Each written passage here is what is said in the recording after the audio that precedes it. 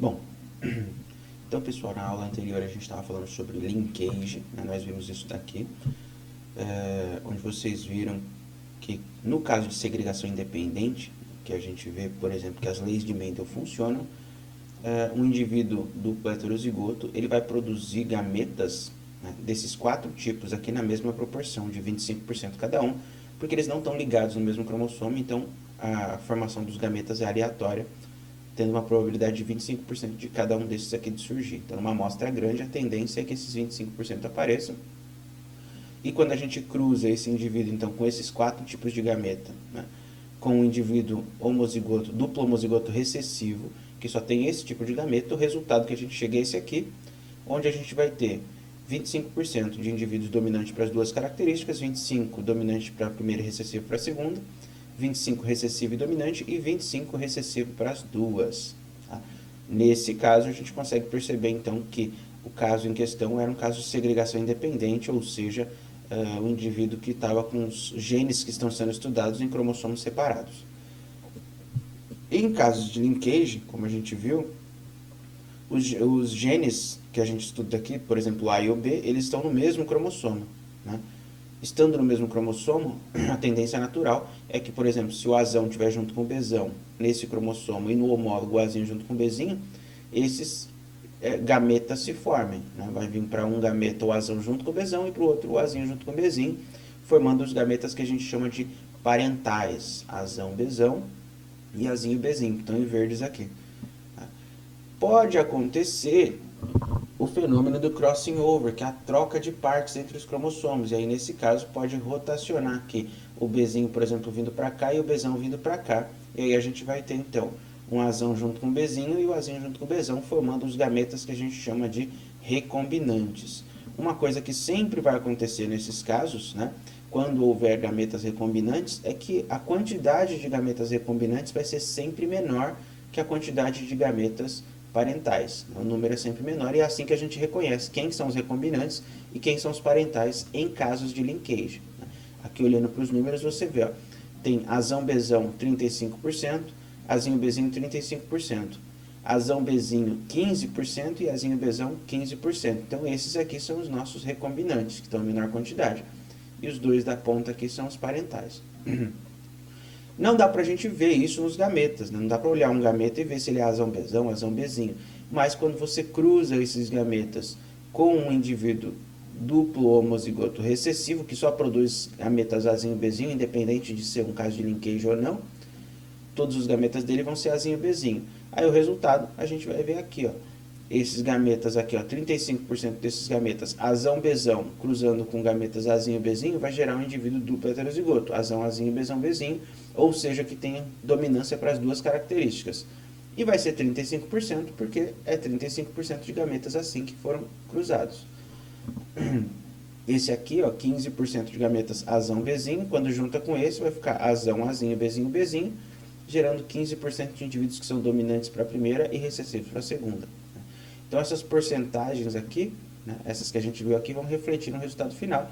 E aqui a gente consegue identificar o indivíduo que é dominante para duas características que está sendo estudada, dominante para uma e recessivo para outra, ou recessivo e dominante, e recessivo para as duas.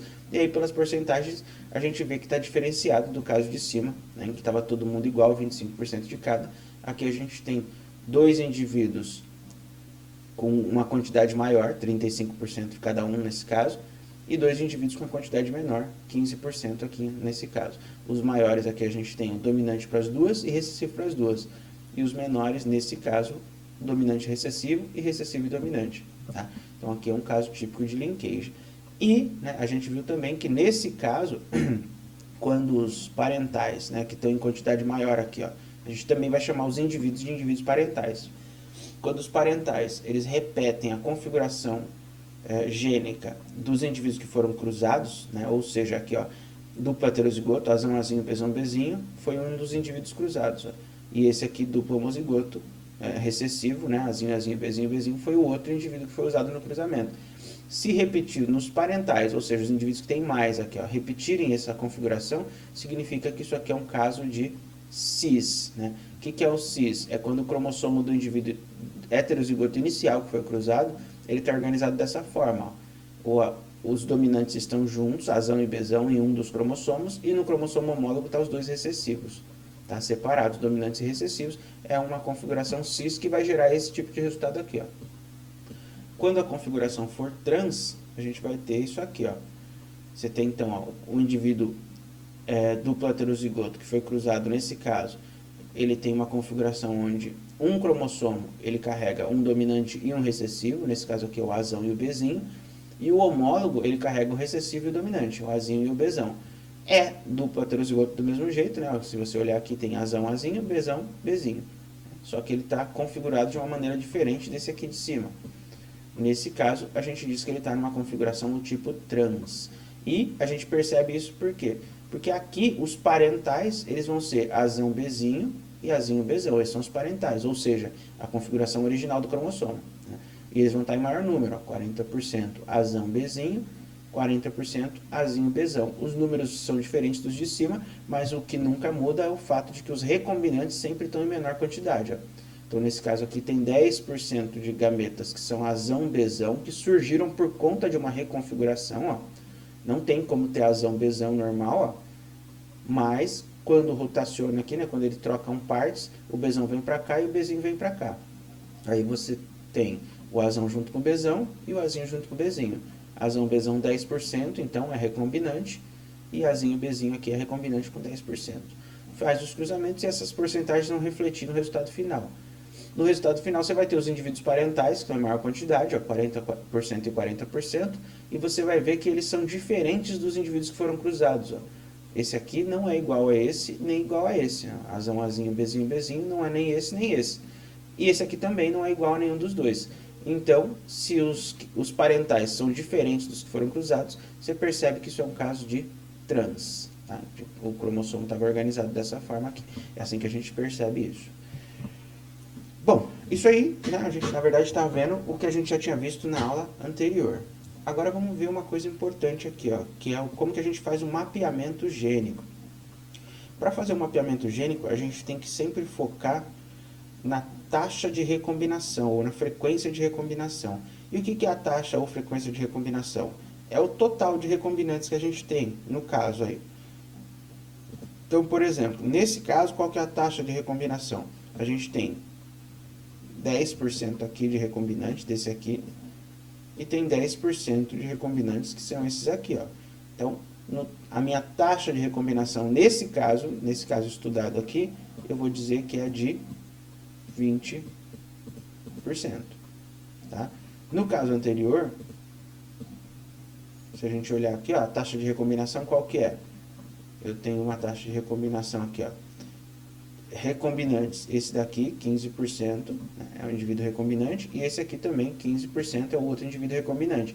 Então a minha taxa de recombinação nesse caso aqui é de 30%, tá? Ou seja, né, para finalizar essa ideia, a taxa de recombinação vai ser sempre igual ao total de indivíduos recombinantes que eu tiver, ou de gametas recombinantes, né, é igual, tá? Então, o total de recombinantes me dá a taxa de recombinação. Esse número é importante. Os parentais aqui eu não vou usar, tá? Lembra aí, para ver a taxa de recombinação, eu tenho que ver o total de recombinantes. Esse aqui. E aí eu tenho a minha taxa de recombinação, que eu vou dar em porcentagem. Né? Porcentagem de recombinação aí é 30%, né? Desse total aqui de indivíduos, 30% são recombinantes. Nesse de baixo aqui, 20% são recombinantes, tá? Esse número vai ser importante para a gente fazer o nosso mapeamento gênico. Por quê? O Thomas Morgan, que foi o cara que percebeu essas paradas, ele chegou num raciocínio bem interessante. Se a gente tiver um cromossomo aqui, ó, e o homólogo dele, né? Eu não vou fazer ele duplicado, eu vou fazer eles simples para a gente ver mais fácil. Se aqui, então, eu tiver, por exemplo, genes ligados, vou colocar 3 genes aqui, ó. Vamos dizer que aqui eu tenho um Azão, aqui um Bzão e aqui o Czão, todos eles no mesmo cromossomo, então 3 genes ligados. No homólogo eu tenho que ter os mesmos genes, mas vamos dizer que ele é heterozigoto para todos eles. Então o indivíduo vai ter Azão aqui, Azinho aqui. Bzão aqui, Bzinho aqui, né? É um caso de cis também, né? E aqui o Czão ali e esse Czinho aqui. Os gametas parentais desse indivíduo, eles vão ficar como? Vai vir esse cromossomo para um gameta, então ele vai trazer junto Azão, Bzão, Czão. Para esse aqui vai vir Azinho, Bzinho e Czinho. Isso considerando os 3 genes. Eu poderia considerar só 2 desses genes, né? Posso estar estudando só, por exemplo, o B e o C. Aí eu poderia dizer que o gameta parental seria Bzão, Czão. E aqui desse lado, Bzinho, Czinho. Se eu estiver estudando só os 2, não os 3 ao mesmo tempo, né? Eu posso dar o A e o C, o B e o C, enfim. Qualquer desses aqui eu posso escolher. Mas onde que eu quero chegar? Para que haja uma recombinação, então, um pedaço desse cromossomo tem que trocar de lado, né? Ele vai fazer lá aquele... Vou fazer de outra cor aqui. Ele vai grudar o pedacinho, imagina que aqui o cromossomo dobrou e grudou. Fez o que a gente chama de quiasma, né? E aí ele torce, vem esse pedaço todo para cá e esse pedaço todo para cá. Se isso aqui acontecer nesse ponto, esse pedacinho do cromossomo vai vir para cá e esse pedacinho vai vir para cá. Ou seja, o Czinho, o meu gene Czinho vai vir para esse lado e o meu gene Czão vai vir para esse lado. E aí, nesse caso, vai se formar um recombinante. Aí, se eu pegar B e C, vai ter uma recombinação. Vai vir Bzão junto com o Czinho, que trocou de lugar, veio para cá. E desse lado o Czão veio, vai ficar então um gameta recombinante Bzinho junto com Czão. Houve uma recombinação entre B e C. Também houve uma recombinação, se eu analisar, entre A e C. Né? Por quê? O Czinho veio para cá e o Czão veio para cá. Então, se eu estiver estudando, ao invés do B e o C, se eu estiver estudando o A e o C, eu vou também, o parental seria Azão, Czão, e desse lado o parental seria Azinho, Czinho. Só que, havendo essa recombinação nesse ponto aqui, ó, eu vou ter um recombinante Azão, Czinho, porque o Czinho veio para cá, e desse lado o Azinho junto com o Czão, porque o Czão veio para cá. Então, recombinou. Tanto B como C recombinou, e o A com C recombinou também. Houve uma recombinação. Entretanto, se houve um quiasma aqui, né, e se houve o crossing over nesse ponto, não houve uma recombinação entre A e B. Né? Trocou aqui o C de lugar, mas se eu estiver estudando o A e o B, não teve recombinação entre eles. Né? Continuou o parental Azão, Bzão, desse lado, Azinho, Bzinho, não mudou, vai continuar igual. Ou seja, o crossing over feito nessa região não altera a configuração entre A e B. Alterou entre B e C, alterou entre A e C, mas não entre A e B. E aí, se a gente analisar, a gente vai concluir que o quê? Tem mais chance de haver recombinação aqui? Entre A e B, entre B e C ou entre A e C? A conclusão que a gente tem é o quê? Quanto mais distante tiver um gene do outro dentro do cromossomo, maior a chance de acontecer a recombinação entre eles. Por quê? Porque em qualquer lugar aqui, ó, por exemplo, se eu pegar A e C, dentro desse espaço, ó, daqui até aqui, deixa eu usar outra cor para ficar mais destacado. Dentro do espaço, se eu pegar entre A e C, ó, daqui até aqui, em qualquer lugar que acontecer o crossing over, né, se grudar, por exemplo, aqui, ó, e fizer o quiasma aqui, trocar de lugar, o Azão vai vir para cá, o Azinho vai vir para cá, e aí vai mudar, vai estar o Czão junto com o Azinho, que veio para cá, e o Czinho junto com o Azão, que veio para cá. Houve uma recombinação entre A e C. Se acontecer aqui, ó, vai recombinar o A e o C também. Tá? Então, dentro desse espaço inteiro, onde tiver o crossing over, vai recombinar o A e o C. Mas para recombinar, por exemplo, o A e o B, tem que acontecer o crossing over dentro desse espaço aqui, ó. É mais curto, né? Porque se acontecer a recombinação aqui, o A e o B vai continuar junto. Se acontecer aqui, vai continuar junto o A e o B. Só vai trocar de lugar o A e o B, só vai recombinar o A e o B, se acontecer nesse espacinho aqui, ó. Ou seja, é mais difícil, né? É menos provável que aconteça a recombinação nesse espacinho pequeno. Se a gente tivesse um outro gene, que tivesse aqui, ó, vou colocar aqui um genezinho aqui, um gene Y, sei lá. Se tivesse um gene aqui, ó, bem pertinho do A recombinação seria muito menos provável. Ou seja, concluindo aqui, eu posso dizer que quanto mais longe um gene está do outro, maior vai ser a taxa de recombinação entre eles. E quanto mais próximo um gene estiver do outro no cromossomo, menor vai ser a taxa de recombinação.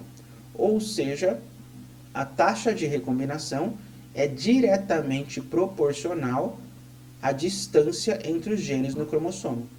São grandezas diretamente proporcionais, a taxa de recombinação e a distância. Então, o Morgan chegou à conclusão que ele poderia usar a taxa de recombinação como uma unidade de medida. Ou seja, pegando os casos que a gente já teve de exemplo aqui, ó, nesse caso, por exemplo, a distância entre A e B é de 20%, o Morgan diz que a distância entre o gene A e o gene B nesse cromossomo aqui é de 20. Peraí. É de 20 UR.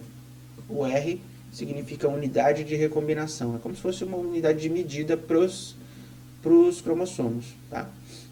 Unidade de recombinação. É como se fosse centímetros, por exemplo, né? Só que é uma unidade para cromossomo. Tem lugar que usa outros termos, aí vocês provavelmente vão ver em questões de vestibular, por exemplo, ao invés de UR, morganídeos. Então ficaria 20 morganídeos. Morganídeos é uma homenagem que fizeram aí ao Thomas Morgan, que foi o cara que descobriu, tá? Ou tem lugar que vem como centimorgans, né? Uma referência a centímetros, né, de unidade de medida, e morgans de Thomas Morgan também, né? Ou pode vir como UR, que significa unidade recombinante, unidade de recombinação. Tudo isso aqui pode ser usado, mas o número é o que importa mesmo, né? Vai sempre ser igual à taxa de recombinação. Tá? É sempre o mesmo valor. Então, se é 20% a taxa de recombinação, a distância entre eles é de 20 UR. Se a taxa de recombinação é de 30%, a distância entre os genes aqui, nesse caso, é de 30 UR, ou 30 morganídeos. Tudo bem? É só isso, é molezinha. Tá? Então é sempre isso, tem que sempre focar nos recombinantes. Lembra que a taxa de recombinação é sempre a soma da porcentagem dos recombinantes, né? E essa soma vai ser igual à distância. Tem exercício para testar se vocês sabem isso. Eles vão, por exemplo, falar a distância entre o gene X e Y do cromossomo é de 30 URs. Quantos por cento de recombinantes vão ter? 30%. Não precisa fazer conta nenhuma. Tá? É só para ver se vocês sabem aí que uma coisa é igual à outra. Tá? Então, eles podem te dar, por exemplo, a distância. E no final, depois de enrolar um pouco na questão, perguntarem qual que é a porcentagem de recombinação. Ou podem fazer o contrário. Podem te dar a porcentagem de recombinação e depois perguntar qual a distância entre os genes. É a mesma coisa, o mesmo número. Não precisa nem fazer conta. É super facinho esses exercícios. Tá? E uma outra forma que pode cair em exercício também é eles te darem algumas porcentagens de recombinação. Por exemplo, eles podem dizer que eles fizeram alguns cruzamentos para fazer a taxa de recombinação entre genes, e aí eles testaram os genes, por exemplo, A, B, C e D. A, B, C e D. Esses genes aqui foram testados, vários cruzamentos para fazer a taxa de recombinação entre eles todos. E aí eles chegaram às seguintes conclusões, por exemplo. Entre A e C, eles encontraram uma taxa de recombinação de... Estou chutando aqui os números agora, tá? 40%. Entre A e D, a taxa de recombinação foi de 20%. Depois, entre C e D, a taxa também foi de 20%. Entre A e B, a taxa de recombinação que eles encontraram foi de 10%. E entre B e C, a taxa de recombinação foi de 30%. Por exemplo. Então, no exercício vai vir esses números aqui, ó. E aí ele pergunta assim: Considerando esse resultado, qual é a sequência desses genes dentro do cromossomo? Como que eu vou descobrir a sequência, então? Não é ABCD, né? A sequência aqui está fora da ordem. Qual que seria a sequência correta considerando esses valores? Como que a gente faz isso? É bem rapidinho, bem fácil também. A melhor forma de fazer, primeira coisa, você desenha o seu cromossomo. Faz uma risca lá, pode ser assim ou pode ser assim, tanto faz, para desenhar o seu cromossomo imaginário. E aí você vai colocar os genes no cromossomo. O segredo aqui é sempre começar pelo mais distante. Lembra que a porcentagem que eles dão, a porcentagem de recombinação, é igual à distância dos genes no cromossomo. Então, se aqui está 40%, é que a distância entre eles é de 40 URs. Então, começa sempre pelos mais distantes. Nesse caso aqui, A e C é o mais distante de todos, ó, é o maior número. Então, se eles estão mais distantes, é porque eles estão nas extremidades. Ó. O A está de um lado e o C está do outro. Tá? Eles estão mais... E aí, a partir deles, você usa para fazer a referência com os outros. Se A e C, essa distância entre A e C aqui, ó, é de 40 URs, aí você tem, então, A e D está 20. 20 é metade de 40, então provavelmente está aqui no meio, ó. Ah, mas ele podia estar desse lado aqui, ó. 20 desse lado aqui, né? Aí você vai usar a referência do outro, ó. C e D também está a 20. Então, o D, ele está a 20 URs de distância do A e a 20 URs de distância do C. Ou seja, ele está no meio dos dois aqui. Então, você tem o D aqui, ó. Pronto. Já sabe, então, que esse espaço aqui equivale a 20. E esse aqui também é 20, certo? Aí você tem mais um só para colocar, que é o B. Né? O B está a 10 de distância do A. 10 é metade de 20, então automaticamente você já considera que é aqui. Mas se você... Né? Então não ficou muito no meio aqui, peraí. Um pouquinho mais para cá. Mas se você quer ser bem precavido, né, pode ser que essa distância de 10 seja desse lado. Né? Ele podia estar aqui, por exemplo, o cromossomo ser maior e ele está desse lado. Poderia, mas aí você usa sempre o outro para referência. Ó. Ele está a 30 URs de distância do C. 10 do A e 30 do C. Ou seja, aqui tem 20, ó, mais 10, 30. Né? E do A, 10. Então ele está nesse ponto aqui. Tá? O B tem que estar aqui, ó. Pronto, você já sabe que a sua sequência, então, a ordem dos genes desse cromossomo é A, B, D, C, tá? Aí, provavelmente, no exercício lá vai ter as alternativas lá, A, B, C, e aí uma delas vai estar A, B, D, C. Só assinalar ela e correr para o abraço, né? Mas calma aí, lembra que o cara do vestibular, ele não quer que você entre. Então, vamos dizer que não tenha nenhuma alternativa que seja A, B, D, C. Mas, tem uma alternativa lá, só de marra, que é C, D, B, A. Tá correta essa? Tá, né? Porque ela tá na ordem, ó, C, D, B, A. O cromossomo, lembra que ele não é fixo, né? Ele pode mudar de posição, não importa, mas a ordem está quando o que não pode ser, por exemplo, é C, B, D, A, porque aí mudou de lugar, né? Mas essa aqui, ó, tá correta, pode assinalar, correr para o abraço. Beleza, gente? Então é assim que a gente faz o mapeamento gênico aí, tá? Sempre olhando a taxa total de recombinação, para descobrir a distância que está um gene do outro. E se o exercício te der taxas de recombinação, é só você ir colocando aí no cromossomo e organizando ele sempre com referência. Coloca o maior primeiro para usar como referência e vai usando eles para fazer os outros. Sem muitos problemas, sem muitas dificuldades. E na próxima aula a gente se encontra para resolver exercícios disso. Beleza? Valeu então, gente.